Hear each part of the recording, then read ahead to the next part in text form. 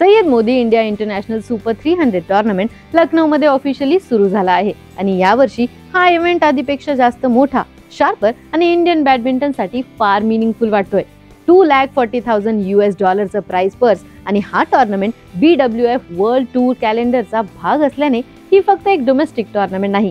ही competition बाकीच्या 2025 सीझनसाठी ranking, confidence आणि momentum define करू शकते। इंडियन स्टार्स ज्युनियर्स आणि सिनियर्स दोघेही या प्लॅटफॉर्मवर उतरतायत आणि सुरुवातीचे ॲटमॉस्फिअरच सांगत आहे की इंडियन बॅडमिंटनमध्ये काहीतरी मोठं घडतंय। या वर्षीच्या प्लेयर लाईनअपमध्ये एक क्लिअर ट्रान्झिशन दिसतोय। एका बाजूला किदंबी श्रीकांत आणि HS प्रणय सारखे ओळखीचे अनुभवीचे नाव आहेत, ज्यांनी इंडियासाठी Thomas cup, super series finals आणि अनेक मोठ्या टूर्नामेंट्समध्ये कोर्टवर मोठे मोमेंट्स क्रिएट केले आहेत। त्यांच्या पार्टिसिपेशन हा वेट, सिनियरिटी आणि एक्सपेक्टेशन घेऊन येतोय। दुसऱ्या बाजूला उन्नती हुड्डा, अनुपमा उपाध्याय आणि तन्वी शर्मा सारखे यंग प्लेयर्स दिसतायत, जे फक्त पार्टिसिपेट करायला नाही आलेत तर बेस्टला चॅलेंज करायला उतरतायत, फियर्सली कम्पीट करतायत आणि स्वतःची लेगसी तयार करायला रेडी आहेत।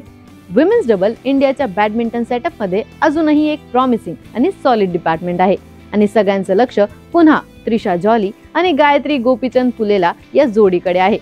या टूर्नामेंटमध्ये ते डिफेंडिंग चॅम्पियन्स म्हणून कोर्टवर उतरणार आहेत आणि त्यामुळे सगळ्यांची नजर त्यांच्याकडे असणार।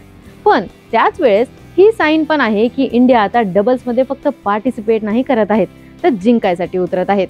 गेल्या वर्षी त्यांच्या परफॉर्मन्सने प्रूव्ह केलं की इंडियन पेअर्स या लेवलवर थ्राईव्ह करू शकतात। आता हे इंडियन पेअर्स त्या कन्सिस्टन्सीला डॉमिनन्समध्ये कन्वर्ट करू शकतील का? पण कोणतेही टूर्नामेंट अनप्रिडिक्टेबिलिटी शिवाय एक्साइटिंग वाटतं का? आणि या वर्षी सुद्धा काही मोठे इंटरनॅशनल प्लेयर्स ॲब्सेंट आहेत आणि काही इंडियन शटलर्सने पण विड्रॉ केला आहे। याचा सरळ अर्थ म्हणजे ड्रॉ आता उघडा आहे। वेटरन्स रिदम शोधतात, यंगस्टर्स ब्रेक थ्रूसाठी हंग्री आहेत आणि हे कॉम्बिनेशन नेहमीच ड्रामा, शॉक्स आणि नव्या स्टार्सला पुढे येण्याची संधी देते। बट या टूर्नामेंटचा सर्वात मोठा अर्थ स्कोर बोर्डपेक्षा मोठा आहे। इंडियन बॅडमिंटन मागील काही वर्षात एकदम स्टेडी प्रोग्रेस करत राहिला आहे, पण अशा इव्हेंट्समुळे पुढच्या जनरेशनला घरच्या मातीवर इंटरनॅशनल लेवल एक्सपोजर मिळतो। क्राऊड प्रेशर, ॲटमॉस्फिअर, स्पॉटलाइट आणि रँकिंग स्टेक सोबत पब्लिकसाठी पण हा रिमाइंडर आहे की बॅडमिंटन म्हणजे फक्त सायना नेहवाल किंवा PV सिंधू नाही। हा स्पोर्ट इव्हॉल्व्ह होतोय, एक्सपांड होतोय आणि नवीन हिरोज तयार होत आहेत।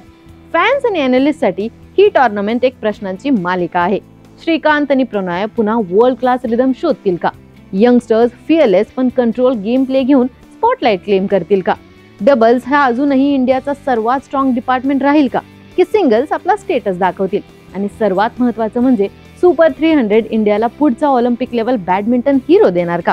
आणि तुम्हाला माहिती आहे का, सय्यद मोदी सुपर 300 ची सर्वात मोठी ओळख म्हणजे अपॉर्च्युनिटी। काही प्लेयर्ससाठी ही कमबॅकची संधी आहे, काही प्लेयर्ससाठी ही नेक्स्ट लेवल रँकिंग अपग्रेड करायची संधी आहे, तर काहींसाठी ही टूर्नामेंट त्यांचे करिअर बदलू शकते। राउंड्स पुढे जातील तसे तसे एक गोष्ट क्लिअर होत जाईल की ही टूर्नामेंट रँकिंग्स बदलू शकते, रोल्स रिडिफाईन करू शकते आणि इंडियन बॅडमिंटनसाठी नवे चॅप्टर सुरू करू शकते। आता इंडियाचा पुढचा मोठा बॅडमिंटन स्टार सय्यद मोदी मधून समोर येईल का? तुम्हाला काय वाटतं हे आम्हाला कमेंट्समध्ये कळवा आणि अशाच क्रीडाविषयक ट्रेंडिंग अपडेटसाठी AGC स्पोर्ट्सला सबस्क्राईब करायला विसरू नका।